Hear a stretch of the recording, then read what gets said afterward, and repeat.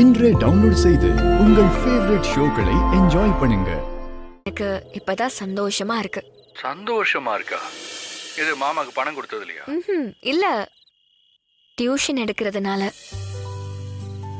பசங்க கூட இன்ட்ராக்ட் பண்றப்போ மனசுக்கு அவ்வளோ ஆறுதலா இருக்கு. நீ பக்கத்துல இல்லாத குறையே தெரியல. அப்படியே என்ன மறந்துடாதரி. அப்பப்போ என்னையும் ஞாபகம் வச்சுக்கோ. உன்னை எப்படிடா மறக்க முடியும்? அப்படிலாம் உன்னை தப்பிக்க விட்டுருவேனா என்ன? வேணா இப்படி சொல்லட்டுமா? எப்படி சொல்லுவ? பசங்க கூட இருக்கிறது என் பக்கத்துல நீயே இருக்கிற மாதிரி இருக்கு. ஏய், எனக்கும் நினைப்பாதான் இருக்கு. கடன்லாம் அடைச்சிட்டோன்னு வச்சுக்கோயேன், கொஞ்சம் பணம் சேர்த்துட்டு நிரந்தரமா அங்கேயே வந்துருவேன். ஆமாண்டா, இத்தனை பேரு கூட தான் இருக்காங்க. ஆனாலும் நீ இல்லைன்னா ரொம்ப லோன்லியா ஃபீல் ஆகுது.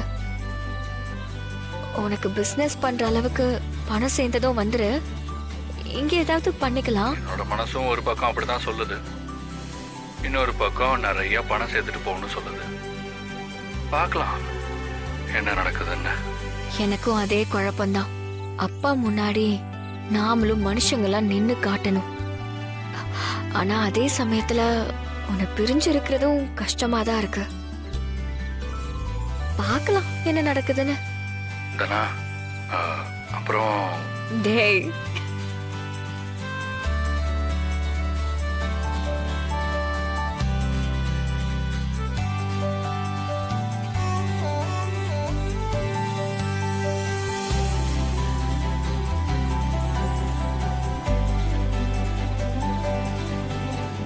நான் சொல்றது கொஞ்சம்.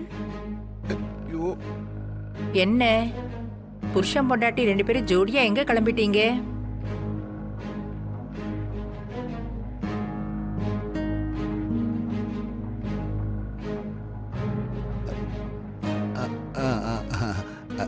அதுவும் உச்சி வெயில்ல எங்க போறீங்க?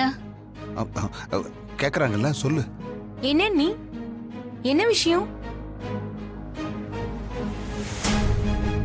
என்னம்மா, வெளியில கிளம்பிட்டீங்களா என்ன? ஒருத்தருக்கும் தெரியக்கூடாதுன்னு நினைச்சல, மொத்த பேரும் நிக்க வச்சு கேக்குறாங்க. பதில் சொல்லு.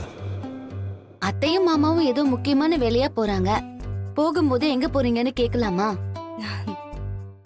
அத்தை, நீங்களும் மாமாவும் கிளம்புங்க. சரிம்மா. மத்தியானம் 2 மணிக்குன்னா இந்த நேரத்துல எங்க போவாங்க? மேட்னி ஷோக்கு போறாங்கன்னு நினைக்கிறேன். மாமா, எந்த படத்துக்கு போறீங்க? ஆட ஏமா நீ வேற.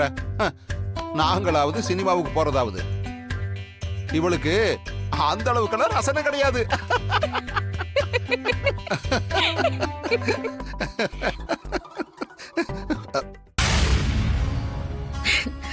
ஐயோ ரகுராம், என்னைக்கு நீ 1 கோடி ரூபாய் அட்வான்ஸா வாங்கிட்டு அந்த அக்ரிமெண்ட்ல கையெழுத்து போட்டு கொடுத்துட்டியோ, அன்னையில இருந்து இந்த இடம் உனக்கு சொந்தம் இல்லையா, எனக்கு தான் சொந்தம்.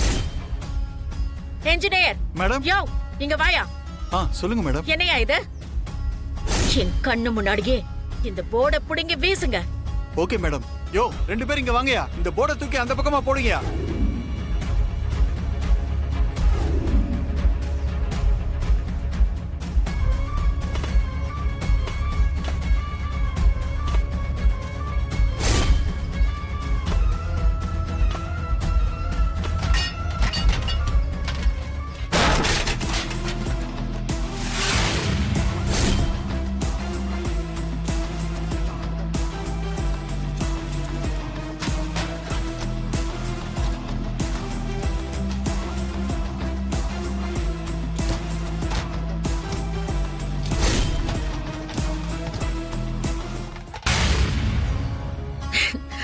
ஐயோ ரகுராம், என்னைக்கு நீ 1 கோடி ரூபாய் அட்வான்ஸா வாங்கிட்டு அந்த அக்ரிமெண்ட்ல கையெழுத்து போட்டு கொடுத்துட்டியோ, அன்னையில இருந்து இந்த இடம் உனக்கு சொந்தம் இல்லையா, எனக்கு தான் சொந்தம்.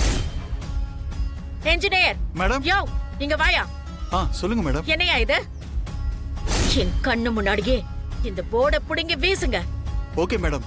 யோ, 2 பேரும் இங்க வாங்கயா, இந்த போர்டை தூக்கி அந்த பக்கமா போடுங்கயா.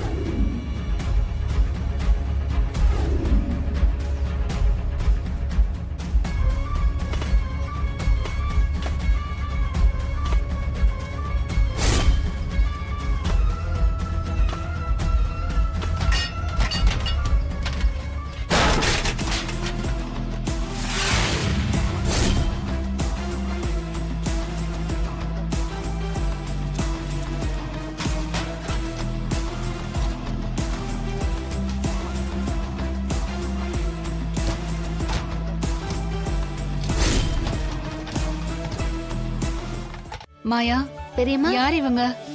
இவர்தான் நம்ம ஜவுளி கடைக்கு விளம்பரம் எடுக்க வந்திருக்கிற டைரக்டர். அப்படியா? அதுக்கு என்ன பட்ஜெட் ஆகும்னு கேக்குறதுக்காக வந்திருக்காங்க. வணக்கங்க. வணக்கங்க. ஓஹோ, மாயா, டைரக்டர் சார்ட்ட சொல்லி எனக்கும் நடிக்கிறதுக்கு ஒரு வேஷம் வாங்கி கூட. அருமையா இருக்கும்ல?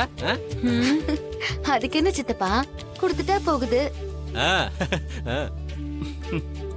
சரி, நீங்க பேசிட்டே இருங்க, நான் இது வந்துடுறேன். சார், எங்களுக்கு சொந்தமான ஒரு ஜவுளி கடைக்கு விளம்பரம் எடுக்கணும். விளம்பரப்படுத்தினா தானே வியாபாரம் பெருகும். எங்களுக்கு எதிரிலேயே ஒரு கடை இருக்கு. அவங்க நிறைய விளம்பரம் கொடுக்கறாங்க. அவங்களுக்கு நல்ல வியாபாரம் ஆகுது. அதே மாதிரி எங்க கடைக்கும் விளம்பரம் எடுக்கணும் சார். அதுக்காக தான் உங்களை வர சொல்லியிருக்கோம். அதுக்கு என்ன, சூப்பரா பண்ணிட்டா போச்சு. என்ன மாதிரி கான்செப்ட் வச்சிருக்கீங்க? ஃபேமிலி கான்செப்ட் தான் sir. Husband and wife family ஒத்துமையா இருந்தா எப்படி இருக்கும்?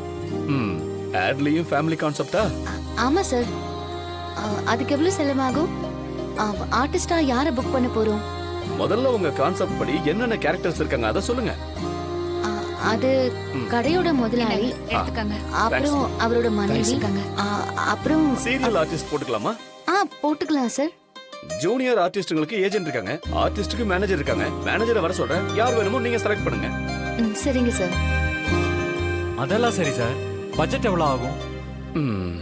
தானா, மாமா. சார் சொல்ல சொல்ல எழுதிக்கிறியா?